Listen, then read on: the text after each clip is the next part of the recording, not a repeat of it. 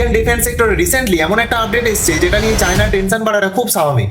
ভারত এখন ওই রেয়ার কান্ট্রিগুলোর লিস্টে চলে এসেছে যারা নিজেদের স্ট্র্যাটেজিক মিলিটারি এয়ারলিফটার নিজেরা বানাচ্ছে। এমন একটা প্লেন যেটা 9000 কেজি ওজন নিয়ে অ্যাক্টিভ কনফ্লিক্ট এরিয়ায় খুব ছোট রানওয়ে থেকে ইজিলি টেক অফ আর ল্যান্ড করতে পারে। আমাদের কাছে এরকম টোটাল 56টা এয়ারক্রাফট থাকবে, 16টা আমরা ডাইরেক্ট স্পেন থেকে নিচ্ছি আর বাকি 40টা ভারতেই ম্যানুফ্যাকচার হবে, যার মধ্যে প্রথমটা সাকসেসফুল টেস্ট ফ্লাইট অলরেডি হয়ে গেছে। আর সব থেকে ইন্টারেস্টিং পয়েন্টটা হলো ইন্ডিয়াতে এটা কোনো সরকারি কোম্পানি মানে এইচএএল বানায়নি, এটা বানিয়েছে টাটা।